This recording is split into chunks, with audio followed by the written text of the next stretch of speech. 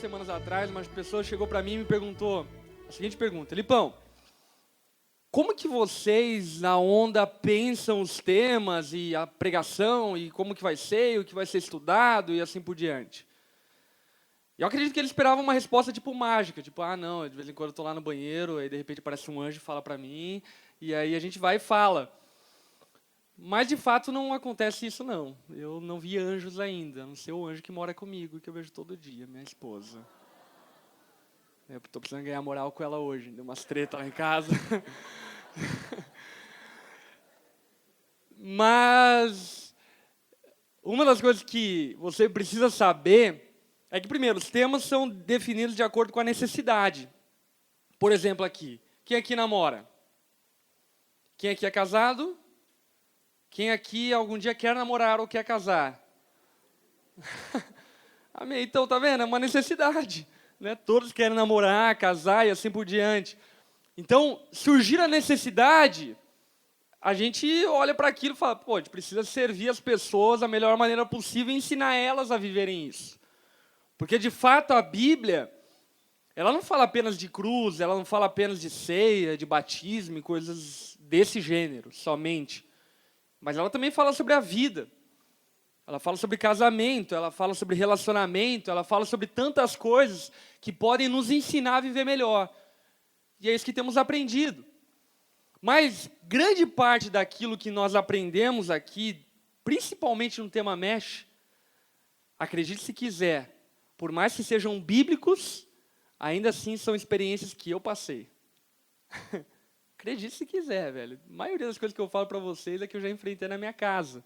E agora você deve estar pensando, tipo, meu, treta, hein, velho? E uma das coisas que eu aprendi com a vida, e isso não foi no meu casamento, pouco, mas eu aprendi na vida, isso. É a seguinte frase, que talvez você já deve ter ouvido. Não atrapalhando, já ajuda. Que eu ouvi essa frase.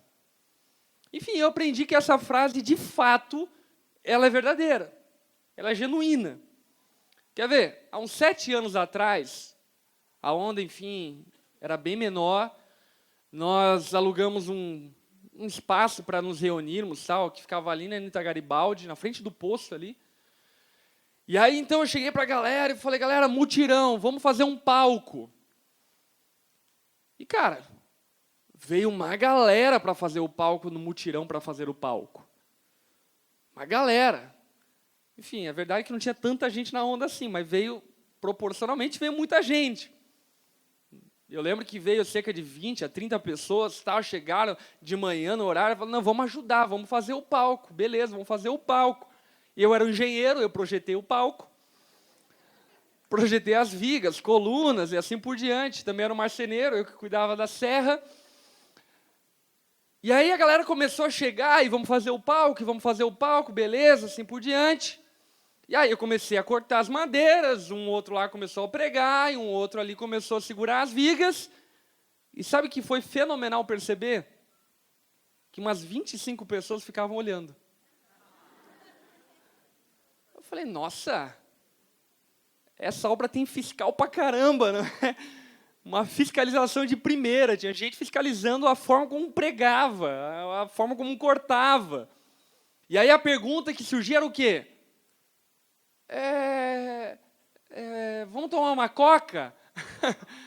E isso era mais fascinante ainda. Porque nas minhas experiências da vida, eu percebi que esse inchaço de pessoas que querem ajudar, mas que acabam não ajudando, no final das contas, atrapalham.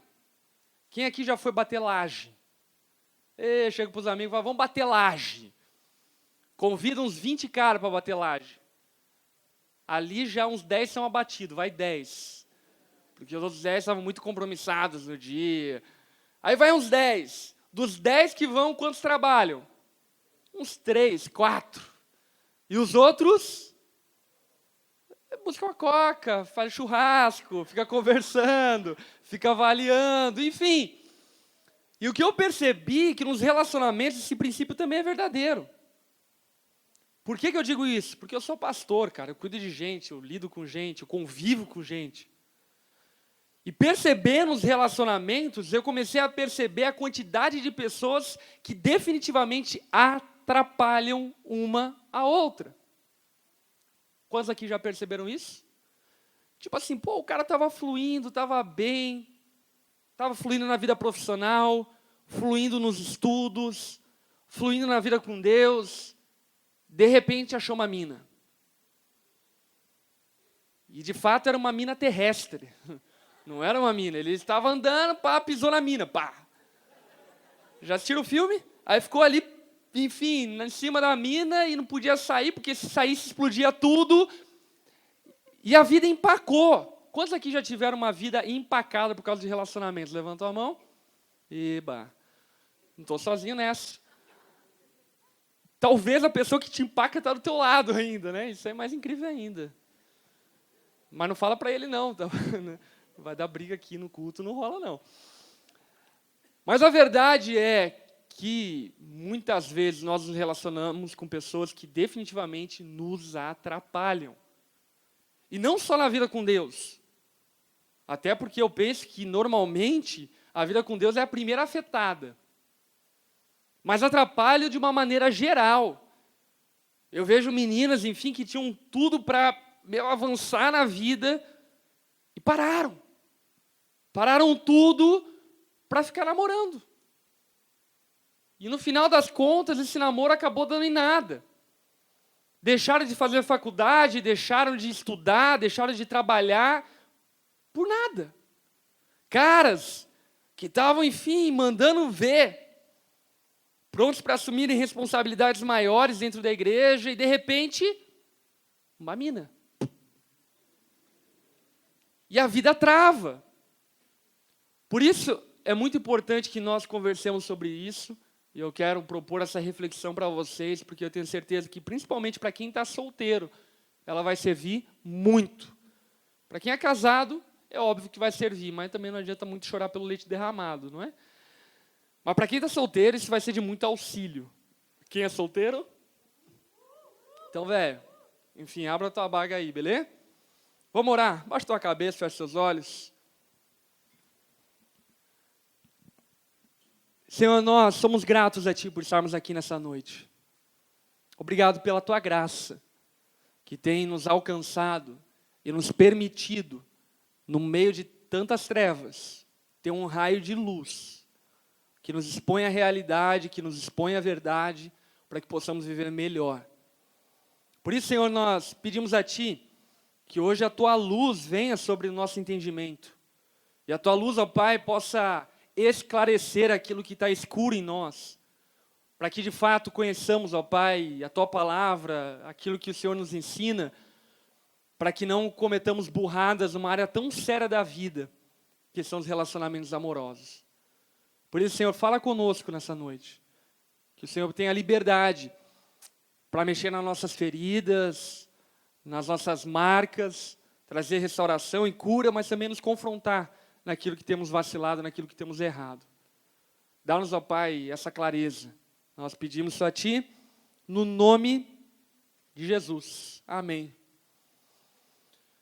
Eu quero falar sobre 3 níveis de relacionamento nesse sentido. Primeiro nível de relacionamento, um nível negativo. Eixo X, negativo. No eixo Y, do plano cartesiano. Primeiro nível, nível negativo de relacionamento. Uma mina e um cara que atrapalha. Tipo assim, não é não fede nem cheira. Não, o cara atrapalha mesmo. Apurrinha o saco, mina que apurrinha o saco. Saldo negativo. Segundo momento, ele vai falar sobre o saldo nulo. Aquele que não fede nem cheira. Tipo, tá ali, pá, vai, quer estudar, estuda, mas não ajuda, mas também não atrapalha. E no terceiro nível, o nível mais excelente. O nível pelo qual Deus nos criou, e aliás, Deus formou o casamento para que nós alcançássemos esse nível. Que é o nível do auxílio mútuo, da ajuda, o saldo positivo. Quando alguém me torna uma pessoa melhor. Vai falar sobre esses 3 níveis, ok? E é muito importante que você analise o que você vai ouvir, não só pensando nos seus próprios interesses. Tipo assim, Ah, eu quero achar alguém que me ajuda. Mas você está disposto a ajudar alguém? Então, pare para pensar um pouco também em você, na tua atitude. Se ela tem atrapalhado ou não as pessoas que estão à tua volta. Uma pergunta. Eu perguntei antes quem é que já foi atrapalhado. E agora a pergunta é, você já atrapalhou alguém? Se sim, levanta a mão. Confessa seu pecado. Amém. Você está perdoado, velho. Você está perdoado. Mas a gente precisa avançar para esse saldo positivo. Quando nós saímos dessa margem negativa de atrapalho e vamos para uma margem positiva de cooperação mútua e de auxílio mútuo. Para falar sobre saldo negativo, eu quero ler um texto que está lá em Mateus, capítulo 18, versículo 6. É um texto que eu acho de uma beleza poética incrível. Porque olha só o que Jesus, é o próprio Cristo que está falando isso. Ele diz o seguinte, olha, mas se alguém fizer cair no pecado um desses pequeninos, preste atenção, mas se alguém fizer cair no pecado um desses pequeninos, mas se alguém fizer cair no pecado um desses pequeninos, sabe, muitas vezes nós não levamos em consideração o fato de que necessariamente a nossa atitude, o nosso comportamento influencia, queira você ou não. E o que o texto está dizendo, e o que Jesus está dizendo, é que nós não devemos fazer ou cooperar ou ajudar para que um desses pequeninos caia no pecado. Por quê? Aí que entra a beleza poética daquilo que Jesus fala. Olha só o que Jesus diz. Melhor lhe seria amarrar uma pedra de moinho no pescoço e se afogar nas profundezas do mar. Tipo assim, você está entendendo a riqueza das palavras que Jesus está usando? Uma pedra de moinho, e não é na beira do mar, não, é lá no fundo, no oceano, é lá no buraco negro, aonde tem um tubarão que vai te comer antes de você chegar no fundo. O que Jesus está falando, cara, é que essa coisa de que cada um é responsável pelos seus atos, não é verdade. O que ele está dizendo é que nós, quando influenciamos as pessoas positivamente ou negativamente, estamos sendo creditados por Deus ou debitados por Deus. E aquele que está em débito com Deus, era melhor amarrar uma corda no pescoço e se lançar nas profundezas do mar. Sabe o que eu estou dizendo? O que eu estou dizendo, se você atrapalha alguém, era melhor que você amarrasse uma corda no pescoço e lançasse nas profundezas do mar. É o que Jesus está falando. Mas como assim atrapalha, Lipão? Por exemplo, quando eu me converti, meus amigos eram tudo maconheiro. Porque, aliás, eu também era. E aí eu continuei andando com eles, tal, dando rolê, assim por diante. E eu lembro uma vez que um amigo meu tinha comprado uns 200 gramas de maconha. E estava escondido lá e tal, assim por diante. Aí eu falei, quer saber, velho? Peguei a maconha dele e joguei fora, cara. Você já viu um maconheiro sem maconha? Sabe essa ideia que maconha é paz e amor? Só tira a maconha do maconheiro para tu ver. Paz e amor, nada. O bicho ficou louco. Ele ficou doente, ele ficava transtornado. Ele andava assim, ele, bom, onde está minha maconha? Ele, bom, onde está minha maconha? Ele ficou louco, cara. E aí ele olhou para mim e falava, Lipão, onde está a minha maconha? Onde está a minha maconha? Eu olhei para ele e disse o seguinte, falei, velho, presta atenção no que eu vou falar. Talvez você não acredite em mim, mas desses caras aqui, o único que te ama sou eu. E o que eu fiz por você é o que eles deveriam fazer por você também. Eu joguei fora aquilo que está te aprisionando, cara. E deixa eu falar outra coisa. Enquanto eu andar do teu lado, você nunca vai fumar maconha na minha frente. Aí ele pode andar comigo.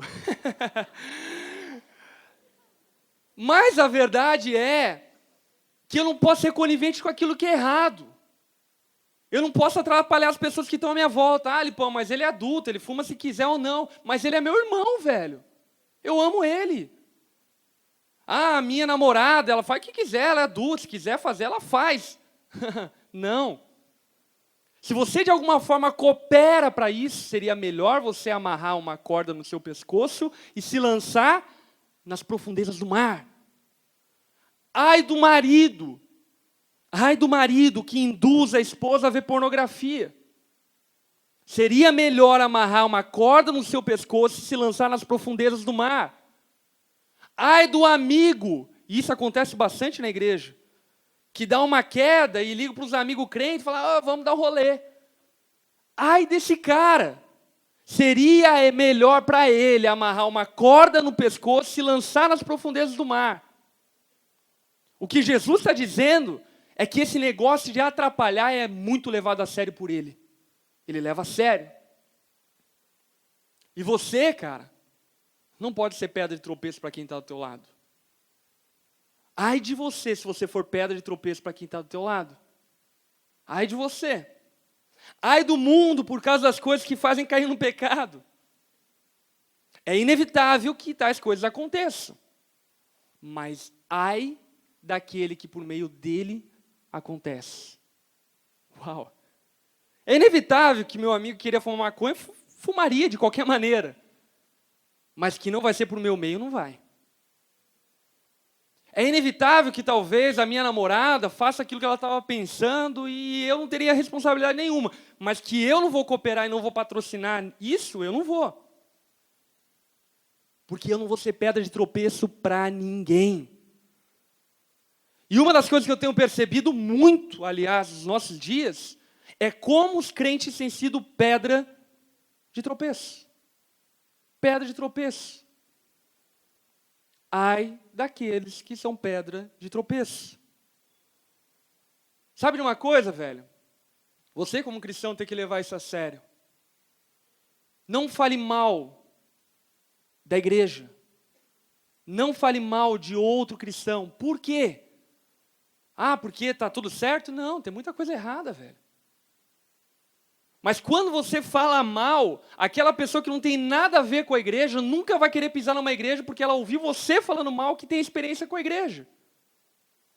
E você bem sabe que por mais que a igreja tenha todos os seus erros, ainda assim ela é objeto e a maneira como Deus escolheu para salvar o mundo.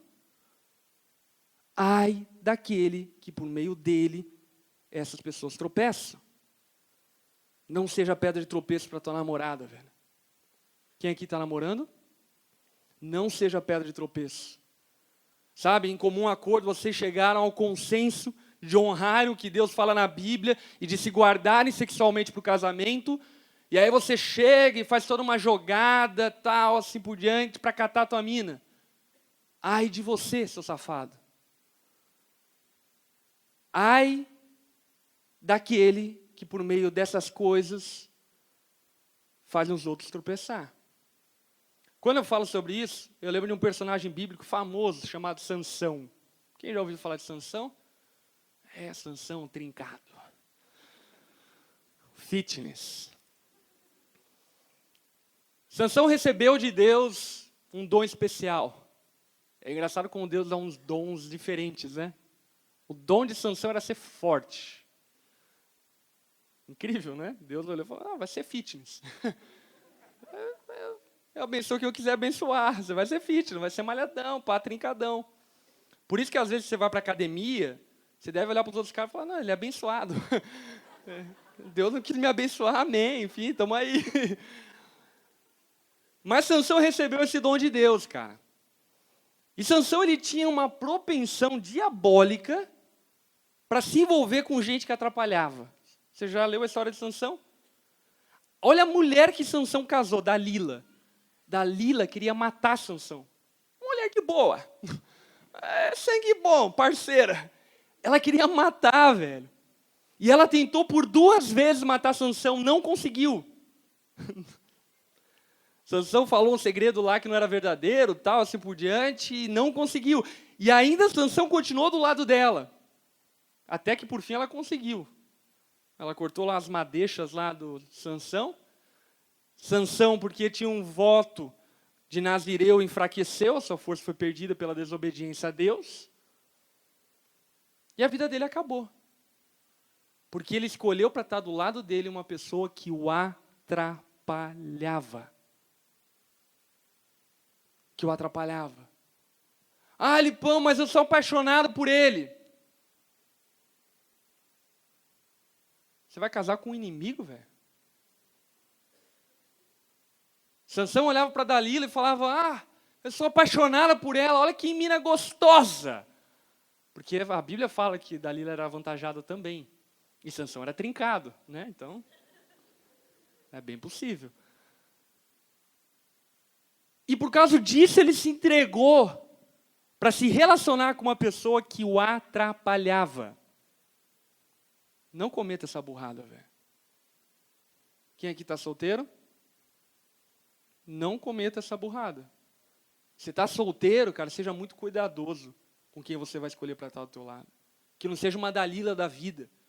Que um dia você vai estar dormindo e vai te passar o cano.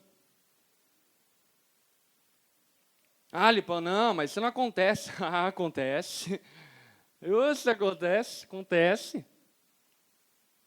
Não esteja do lado de alguém que te atrapalhe profissionalmente, espiritualmente, relacionalmente, emocionalmente. Amém? Continuando, agora a gente vai falar sobre o saldo nulo ou neutro. Lá em 1 Coríntios, capítulo 7, versículo 3, diz o seguinte: e se uma mulher tem um marido descrente, e ele se dispõe a viver com ela, não se divorcie dele. Sabe o que o apóstolo Paulo está dizendo? Seguinte, olha, velho. Você casou com uma mulher que não tem a mesma fé que você. Mas ela não te atrapalha. Também não te ajuda. Mas ela não te atrapalha. Sabe o que você faz? Continua com ela. Sabe, não desfaça o casamento por causa disso.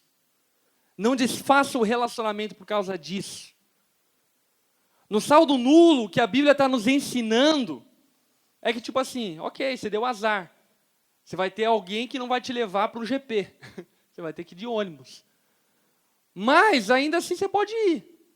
E você vai lá e vai ser ministrado, assim por diante e tal. Todo mundo vai falar, pô, meu marido me trouxe. Você vai falar, não, meu marido não. Meu marido deu um passe.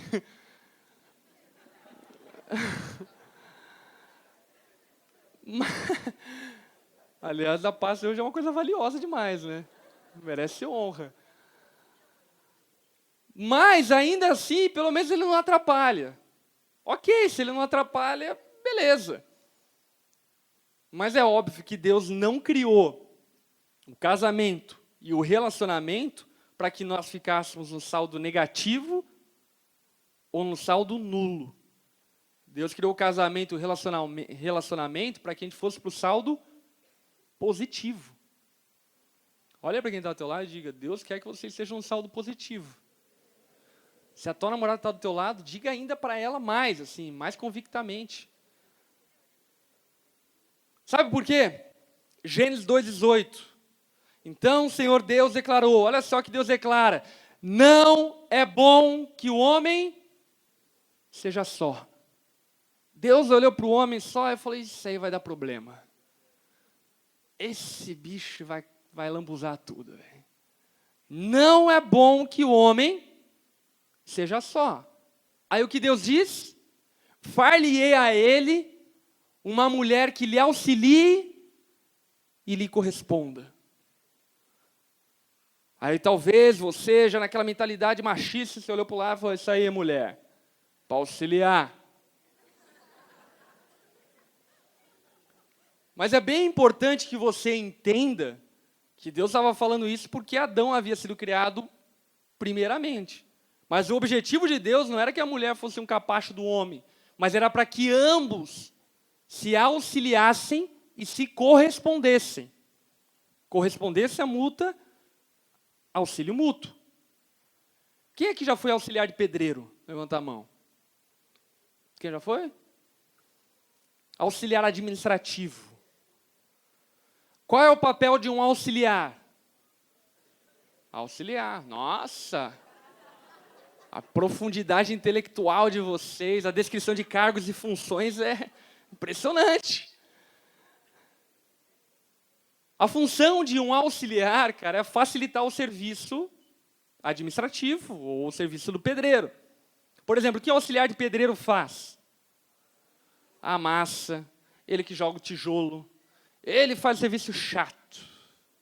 Por quê? Porque ele está auxiliando, ele está ajudando. Mas, velho, ser um pedreiro sem um auxiliar é tenso, cara. Você tem que ir lá preparar a massa, você tem que ir lá pegar o tijolo e ainda alinhar o veio ali dos tijolos, pegar lá a linha, passar a linha, fazer todo o serviço sozinho é difícil pra caramba. E o que Deus olhou para o homem é basicamente assim, o homem era um pedreiro sozinho lá. Ele falou, caraca, mano, esse bicho vai demorar um milênio para acabar o que eu falei para ele fazer. Eu vou fazer um time. E nesse time de homem e mulher, ambos vão se auxiliar, se ajudar. A vontade de Deus, para mim e para você, é que você auxilie quem está do teu lado, velho. Que você auxilie a tua namorada, que você auxilie a tua esposa. Por exemplo, cara, meu casamento deu BO pra caramba. E isso é verdade. Agora, uma coisa que eu não tenho como deixar de afirmar.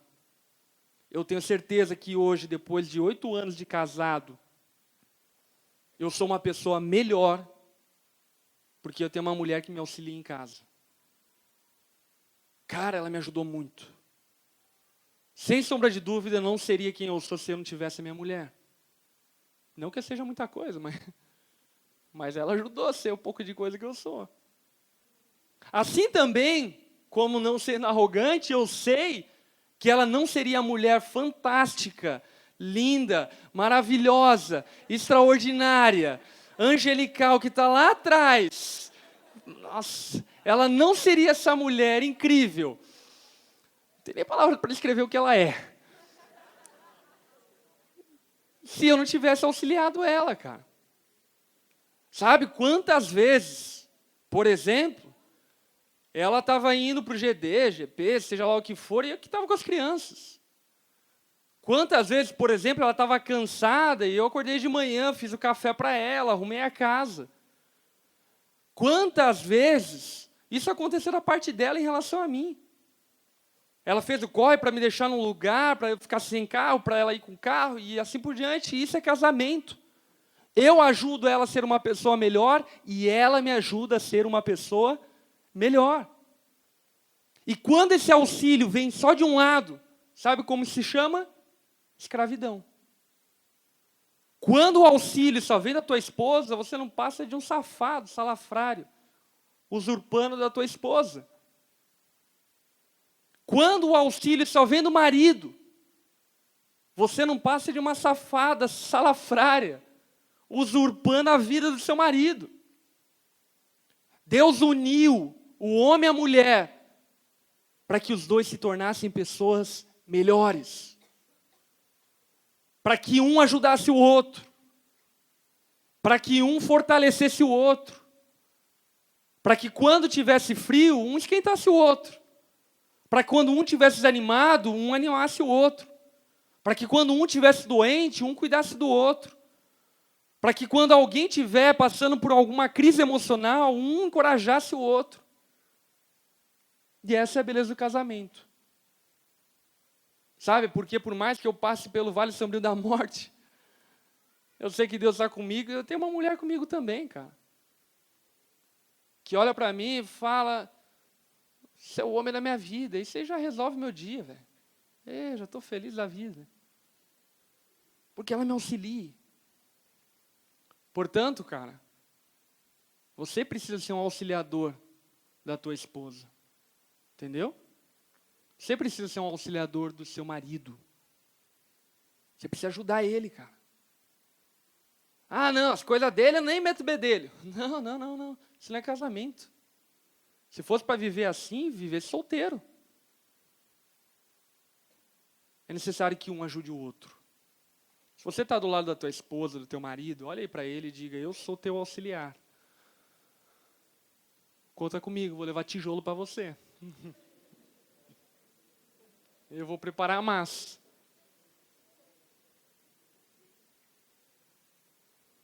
Por fim, eu queria falar algo que me chama muita atenção, cara. Aquele texto, quando a gente falou do saldo nulo, o apóstolo Paulo chega à altura do campeonato nesse texto que diz o seguinte: olha, a mulher dedicada a Deus santifica a sua casa. E o que eu queria abordar por último com vocês é justamente isso, cara. A tua responsabilidade de santificar o teu relacionamento. E isso ajudar um ao outro. Você é responsável por santificar a sua casa. Deixa eu contar a história de um homem na Bíblia que ilustra muito bem o que eu quero dizer. É a história de Jairo. Ele era um líder de uma sinagoga. A filha dele, Talita, adoece. Está em crise lá, doente pra caramba. Aquele homem olha para a circunstância e ele fala: vou na farmácia. Não. Ele fala: eu vou buscar Jesus. E ele vai atrás de Jesus, desenfreadamente. Jairo está na casa dele, abre a porta e eu vou atrás de Jesus. Ele encontra Jesus, olha para Jesus e fala: Jesus, a minha filha está doente, cara. Eu preciso te levar para minha casa. Vão para minha casa? Jesus fala: não, beleza, vamos para tua casa, vamos para tua casa. E aí a multidão estava cercando Jesus, e Jairo: não, vamos para minha casa, Jesus, vamos para minha casa. Jesus lá, a multidão toda abarrotando ele. Até o momento que Jesus fala: para tudo. Para tudo. Alguém tocou em mim. Eu fico pensando no Jairo, né? Jesus, minha filha está morrendo, cara. Você está preocupado com quem tocou em você? Todo mundo tocou em você. Não. Alguém tocou em mim porque de mim saiu virtude. Quem que foi? Aí aparece uma mulher. Provavelmente já de um pouco de idade avançada. E diz para Jesus o quê? Eu que te toquei, Jesus. Aí Jesus fala: é? Vamos conversar? Jesus senta e fica conversando com ela, e a história, ela chora. Imagina, uma mulher doente há muito tempo, ela tinha muita história para contar, velho. Ela contou, Jesus orou, abraçou e tal, assim por diante. Jesus levanta, de repente chegam os enviados da casa de Jairo, falando o quê? Tua filha morreu. Jairo olha para aquela circunstância e o que ele diz? Não interessa, eu tenho que levar Jesus para minha casa. E ele pega na mão de Jesus e fala: Jesus, vamos. E os dois vão, chegam na casa de Jairo. Todo mundo já está chorando. Talita está lá na cama dela sozinha, ela morreu. Jesus abre a porta e diz para Talita: Talita cum, levante-se. Ela só está dormindo. E ela levantou. Viveu. Sabe o que é incrível dessa história? O que é incrível dessa história é pensar que talvez a esposa de Jairo à noite, deitada na cama, olhou para Jairo e falou: esse é o homem que eu pedi para Deus. No meio da adversidade, no meio da pressão, ele trouxe Deus para nossa casa. Ele trouxe aquele que poderia curar a nossa filha. Você já imaginou o quanto aquela mãe se tornou grata ao marido dela? O quanto ela falou para todo mundo, tipo, acordou no outro dia, bateu na porta da vizinha: meu marido é incrível. O meu homem é demais. Ela ficou feliz na vida, sabe por quê? Porque Jairo teve uma postura de santificar a casa dele. Tem essa mesma postura, cara. Santifique teu relacionamento. Santifique a tua casa. Traga Deus para a tua casa. Sabe, você está casado e as músicas que tocam na tua casa são depravadas. Não faça isso, velho. Você está casado e a tua esposa e você vivem vendo filmes de baixo escalão. Porcaria em cima de porcaria. Não faça isso. Santifique a sua casa. Traga Jesus para a sua casa, velho. Hoje mesmo no almoço, eu tive um momento discipulado com o Joshua e com o Zion. Enfim, sentamos na mesa para almoçar, eu falei: Joshua, lá em João capítulo 1 diz o seguinte: no princípio era aquele que é a palavra. Ele estava com Deus e era Deus. Sabe quem estava falando isso, Joshua? Eu falei: Jesus, é Jesus. Você está entendendo? Que Jesus, ele existia antes de todas as coisas. Antes do céu, da terra, Antes da tua escola existir, Jesus já estava lá. E ele não é um homem comum, ele é Deus. O Josh olhou e falou, Jesus é Deus. Sabe o que significa, Josh? Que ele é o único digno de ser adorado. E a gente pegou, orou junto e almoçamos. Talvez você olhe para isso, cara, e fala, mas é uma coisa tão comum. Não. Eu estou santificando a minha casa. Eu estou ensinando meu filho no caminho que ele deve andar. E eu estou ajudando a minha família. E foi para isso que Deus te chamou. Sabe, Deus não te chamou para casar e saciar os teus desejos carnais de relação sexual. Deus não te chamou para casar e se tornar uma mulher super realizada que entrou de branco numa igreja. Deus não te chamou para casar-se, para que viaje na lua de mel com o teu marido. Não, tudo isso é muito supérfluo, cara. Deus te chamou para casar, para tornar a tua esposa uma melhor mulher. E para que ela te torne um melhor homem. Para que quando Jesus voltar, ele possa encontrar na tua casa um lugar que ele gosta de estar. Um lugar onde ele é bem recebido. Santifique a tua casa. Amém? Baixa tua cabeça, feche seus olhos.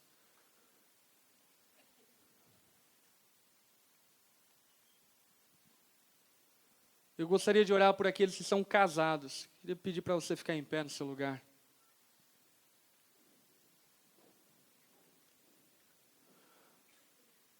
Cara, vocês não podem ser passivos no relacionamento de vocês.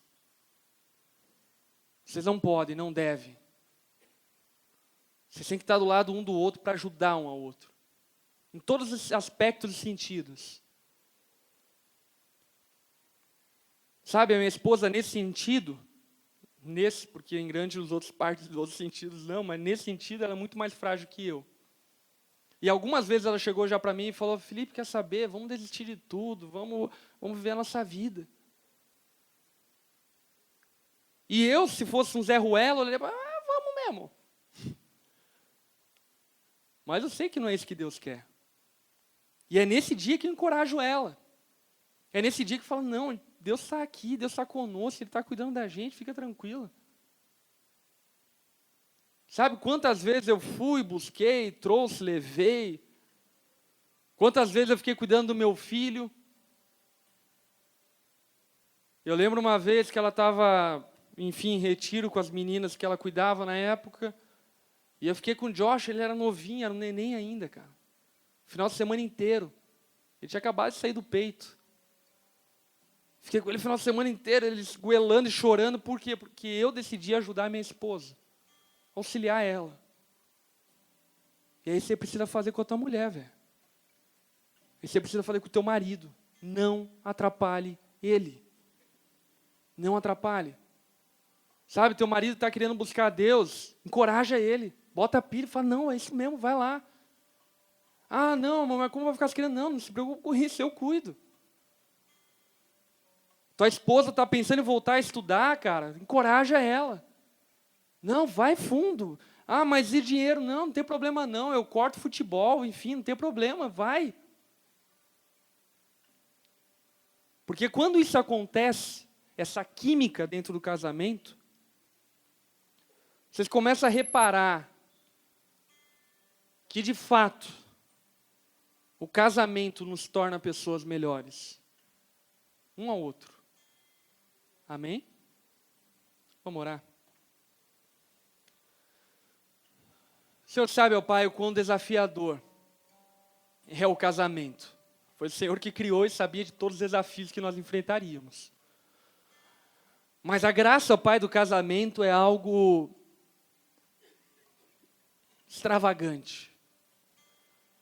É fascinante, ó Pai, ser ajudado por uma mulher, é fascinante poder ajudar a minha esposa, é fascinante perceber que eu sou útil. Útil, ó Pai, para tornar um ser humano melhor, que está do meu lado. Eu quero pedir a Ti, Senhor, que o Senhor dê-nos essa consciência, Pai. Que nós sejamos menos egoístas nos nossos relacionamentos. Que paremos, ó Pai, de ficar sugando tudo que podemos e mais um pouco, mas que nos perguntemos todos os dias o que nós podemos dar. O que nós podemos dar para nossas esposas, o que podemos dar para os nossos maridos, o que podemos fazer para que a nossa vida seja melhor. E de fato, ó Pai, que não vivamos a miserabilidade de um casamento que atrapalha a vida um do outro. E tampouco também vivemos, ó Pai, um casamento que nem fede nem cheira. Mas que possamos ir, ó Pai, para esse nível de maturidade, esse nível de entendimento, aonde servimos um ao outro e tornamos a nossa casa um lugar fascinante. Dá-nos, ó Pai, essa atitude, quebranta o nosso coração, Pai. Tira todo o individualismo daqueles que casaram, para que compreendam que agora eles fazem parte de um corpo só. Faz isso em nós, ó Pai, no nome de Jesus. Amém. Amém, cara. Pode sentar, Deus abençoe. Você solteiro, cara, abre teu olho, velho. De verdade, abre teu olho. Você não sabe o quão em risco que você está. Uma mulher certa, como dizem Provérbios, pode ser a coroa da tua vida. Mas uma mulher errada pode destruir a tua vida. Um homem certo pode te tornar uma mulher incrível. Um homem errado pode destruir a tua vida. Abra a baga com quem você está se relacionando. Amém? Olha aí para quem está ao teu lado e diga o seguinte. Você é solteiro? Se ele disse sim, diga o seguinte, abra a tua baga. Agora, se você está casado, abraça aí a tua mulher e diz, vamos fazer da nossa casa um lugar incrível. Amém? Você que é solteiro, um dia vai poder fazer isso também. Falou, tamo junto, é nóis.